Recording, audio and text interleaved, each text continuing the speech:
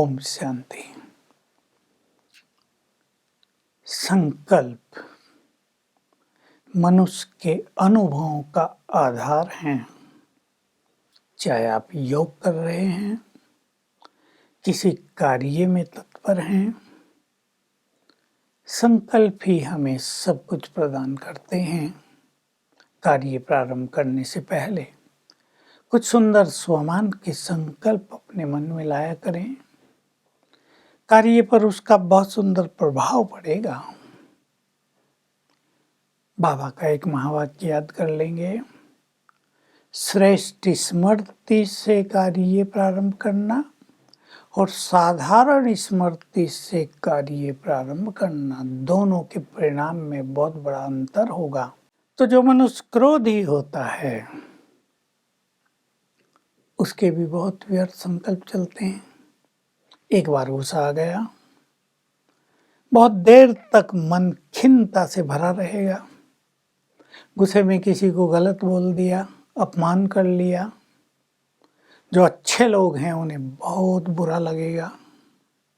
लेकिन जो गुस्सा रोज ही करते हैं वो तो सोचते हैं हमने इनको ये कहा, बहुत अच्छा कहा।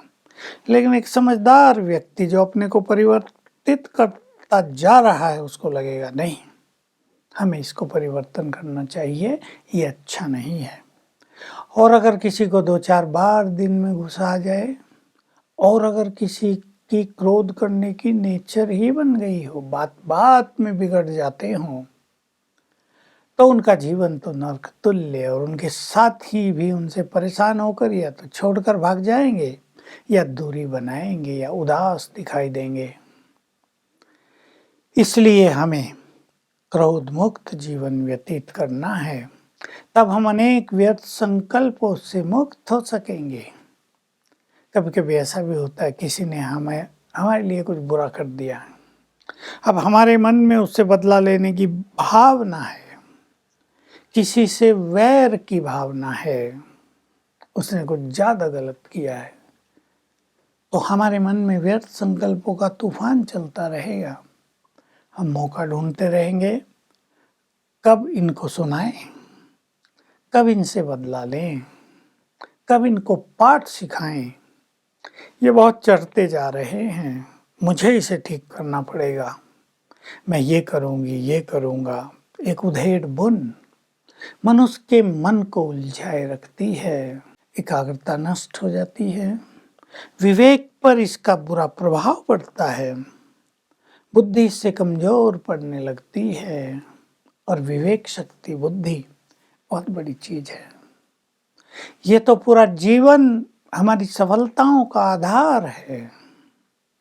चाहे हमें धन प्राप्त करना हो, चाहे किसी कार्य को सफल करना हो, चाहे संबंधों में मिठास घोलनी हो, चाहे अपने कारोबार को बढ़ाना हो, बुद्धि सबसे अहम रोल अदा करती है।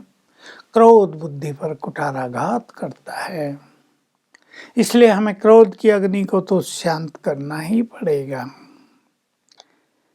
क्योंकि क्रोध में जब मनुष्य दूसरों को गलत शब्द उच्चारण कर लेता है तो उस व्यक्ति के जो बहुत संकल्प चलते हैं बुरे बुरे नेगेटिव, उसका इफेक्ट क्रोध करने वाले पर भी बहुत आता है।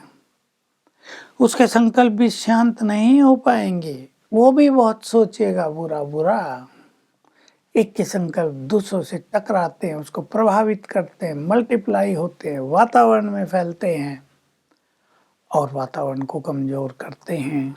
क्रोधी व्यक्ति तो किसी को प्रिय नहीं होता है, कोई उसके समीप जाना नहीं चाहता, कोई उसे अपने घर भी बुलाना नहीं चाहेगा।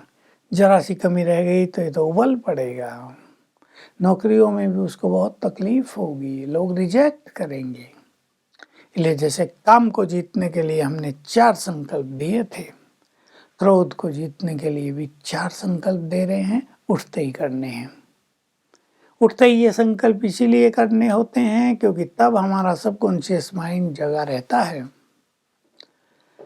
गहरा प्रभाव पड़ता है जीवन पर उस समय के विचारों का। तो पहला संकल्प करेंगे, मैं मास्टर सर्वशक्तिवान हूँ, इससे सोई हुई शक्तियाँ जागृत होने लगेंगी। दूसरा संकल्प करेंगे मैं विजयी रत्न हूँ, वो शक्तियाँ विजय दिलाने की ओर अग्रसर होंगी। तीसरा संकल्प करेंगे मैं क्रोध मुक्त हूँ, तो वो शक्तियाँ वो विजय होगी हमारी क्रोध पर। और चौथा संकल्प करेंगे मैं शांत हूँ, मैं शांत हूँ, मैं शांत हूँ। इसी क्रम से 5 बार कर लेंगे तो हमारा चित्त शांत होता जाएगा।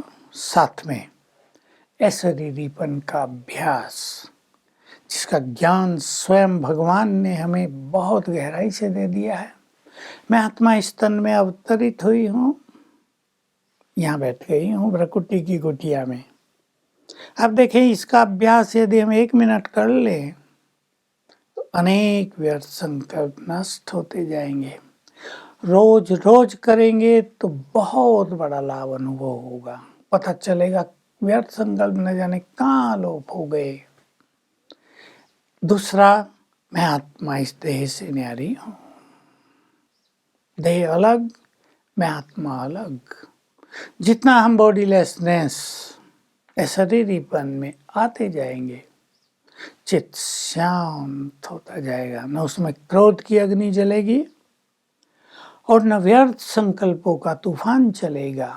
सब कुछ ठीक होने लगेगा। क्रोध का जन्म कामनाओं से होता है। पहले तो कामनाएं मनुष्य को कमजोर करती हैं। पहले तो कामनाओं के कारण बहुत सारे संकल्प चलते हैं, फिर कामना पूरी न हुई तो क्रोध आता है, तो और ज़्यादा संकल्प चलने लगते हैं। कामनाएं छोटी मोटी होती है मनुष्य की, और हमारी स्थिति बहुत बड़ी अनमोल निधि है हमारी।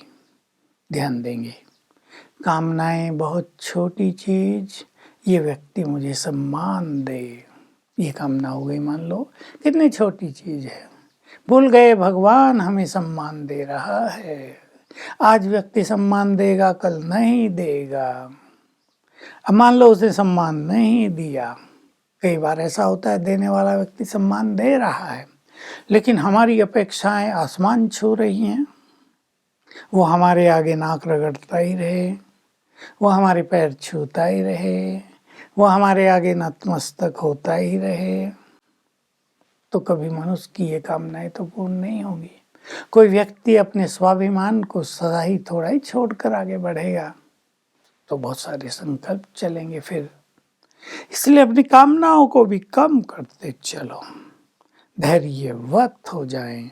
जो व्यक्ति धैर्यवत हो जाता है उसके संकल्प बहुत कम चलते हैं, और जो व्यक्ति धैर्यवत नहीं है, जल्दीबाजी में है, उसको क्रोध भी जल्दी आएगा, वो रिएक्ट भी जल्दी करेगा, इसे काम भी बहुत बिगड़ते हैं। तो क्रोध से, वैर भाव से, बदले लेने के भाव से जो मन में तूफान आपके चलते हैं, उनको शांत करें ज्ञान के बल से। हम महान हैं, स्वमान में आ जाएं। मैं एक महान आत्मा हूँ, मुझे तो सब कुछ क्षमा कर देना है। कई लोग कहा करते हैं गुस्से में, सबको क्षमा कर सकता हूँ, इसको क्षमा नहीं करूँगा। ज़्यादा क्रोध बड़ा होता है, अपने को भी नुकसान, अपने व्यर्थ संकल्प बहुत चलते हैं। हो सकते हैं दूसरे को नुकसान ना हो रहा हो, तुम करो ना करो, हमारा क्या जाता है। और हमारा ज्ञान योग बिल्कुल समाप्त हो जाता है। हम इन चीज़ों में उलझ कर अपने मन को व्यर्थ संकल्पों का भंडार न बना दें। मन बहुत सुंदर चीज है, मन हमारा मंदिर है, इसको हमें स्वच्छ रखना है, गंदगी से भरपूर नहीं रखना है। तो आओ हम सभी क्रोध से मुक्त हों जल्दी। चेहरे पर खुशी के एक्सप्रेशंस आ जाएंगे, श्रेष्ठ भाग्य की रेखाएं स्पष्ट दिखाई देंगी, और हमारा प्रैक्टिकल जीवन दूसरों को सच्ची राह दिखाने वाला बन जाएगा। क्रोध को छोड़ें, व्यर्थ से मुक्त हो जाएं।